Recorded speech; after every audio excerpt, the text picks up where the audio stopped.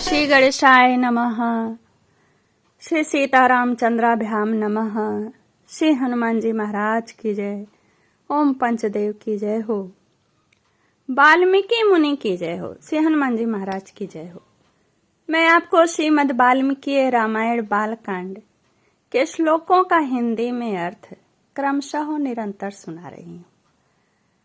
46 सर्ग तक आपको सुना चुकी हूँ।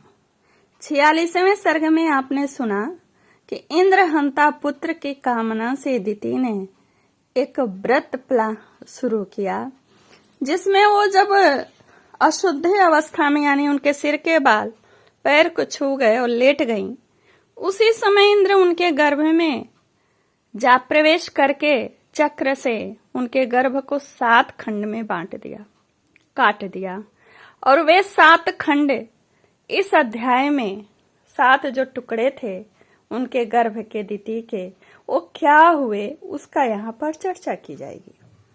और पूरा सुनिए, क्योंकि ये जो कथाएं चल रही हैं, विशालापुरी को देख कर वैभव को श्री राम जी ने पूछा श्री विश्वामित्र जी से कि विशालापुरी का इतिहास कहिए। और ये सब स्थान जो है मिथिला में सीता स्वयंवर जाते समय पढ़ रहे हैं, उन दिव्य स्थानों के बारे में श्री राम जी पूछ रहे हैं और विश्वामित्र जी कथा सुनाए जा रहे हैं, और हम लोगों का भी उसमें कल्याण हो रहा है। आइए सुनिए। 47 सर्ग यानी 47वां सर्ग आज मैं सुना रही हूँ। दिति का अपने पुत्रों को मरुदगण बनाकर देवलोक में रखने के लिए इंद्र से अनुरोध करती हैं। इंद्र द्वारा उसकी स्वीकृति दिति के तपोवन में ही इक्ष्वाकु पुत्र विशाल द्वारा विशाला नगरी का निर्माण तथा वहां के तत्कालीन राजा सुमति द्वारा विश्वामित्र मुनि का सत्कार। इंद्र द्वारा अपने गर्भ के 7 टुकड़े कर दिए जाने पर देवी दिति को बड़ा दुख हुआ। वे दुर्धर्ष वीर सहस्राक्ष इंद्र से अनुनय पूर्वक बोली, देवेश बल सुदन, मेरे ही अपराध से इस गर्भ के 7 टुकड़े हुए हैं। इसमें तुम्हारा कोई दोष नहीं है। इस गर्भ को नष्ट करने के निमित्त तुमने जो क्रूरता पूर्वक कर्म किया, वह तुम्हारे और मेरे लिए भी जिस तरह प्रिय हो जाए, जैसे भी उसका परिणाम तुम्हारे और मेरे लिए सुखद हो जाए, वैसा उपाय मैं करना चाहती हूँ।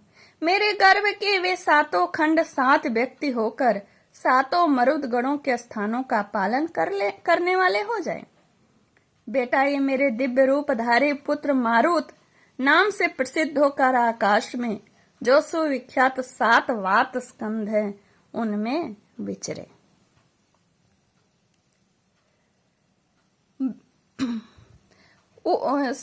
वे 7 के 7 गण हैं जो इस प्रकार 49 मरुत समझने चाहिए। इनमें से जो प्रथम गण है वह ब्रह्मलोक में विचरे, दूसरा इंद्रलोक में विचरण करे तथा तीसरा महायशस्वी मरुदगण दिव्य वायु के नाम से विख्यात हो अंतरिक्ष में बहा करे। सुरश्रेष्ठ, तुम्हारा कल्याण हो। मेरे शेष 4 पुत्रों के गण तुम्हारी आज्ञा से समयानुसार संपूर्ण दिशाओं में संचार करेंगे। तुम्हारे ही रखे हुए नाम से तुमने जो मारुदह कहकर उन्हें रोने से मना किया था, उसी मारुदह इस वाक्य से वे सब के सब मारुत कहलाएंगे। मारुत नाम से ही उनकी प्रसिद्धि होगी। दिति का वह वचन सुनकर बल दैत्य को मारने वाले सहस्राक्ष इंद्र ने हाथ जोड़कर यह बात कही, माँ तुम्हारा कल्याण हो। तुमने जैसे कहा है वह सब वैसा ही होगा, इसमें संशय नहीं है। तुम्हारे ये पुत्र देव रूप होकर विचरेंगे। श्री राम उस तपोवन में, विश्वामित्र बड़े प्रेम से कहते, श्री राम उस तपोवन में ऐसा निश्चय करके वे दोनों माता पुत्र दिति और इंद्र कृतकृत्य हो स्वर्ग लोक को चले गए, ऐसा हमने सुन रखा है। विश्वामित्र जी कहते हैं, ऐसा हमने सुन रखा है। काकुत्स्थ यही वह देश है जहाँ जिस देश के बारे में आपने पूछा, जहाँ पूर्व काल में रहकर देवराज इंद्र ने तपह सिद्ध दिति की परिचर्या की थी, यही विशालापुरी है। पुरुष सिंह पूर्व काल में महाराज इक्ष्वाकु के परम धर्मात्मा पुत्र थे, जो विशाल नाम से प्रसिद्ध हुए। उनका जन्म अलम्बुसा के गर्भ से हुआ था। उन्होंने इस स्थान पर विशाला नाम की पुरी बसाई थी। श्री राम विशाल के पुत्र का नाम था हेमचंद्र, जो बड़े बलवान थे। हेमचंद्र के पुत्र सुचंद्र नाम से विख्यात हुए।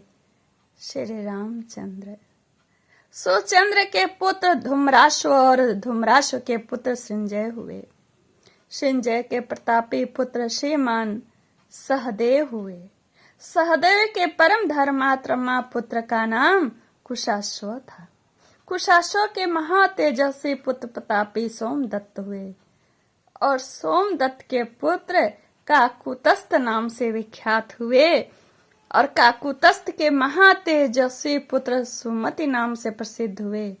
जो परम कांतिमान एवं दुर्जय वीर हैं, वे ही इस समय इस पुरी में निवास करते हैं। महाराज इक्ष्वाकु के प्रसाद से विशाला के सभी नरेश दीर्घायु, महात्मा, पराक्रमी और परम धार्मिक होते आए हैं।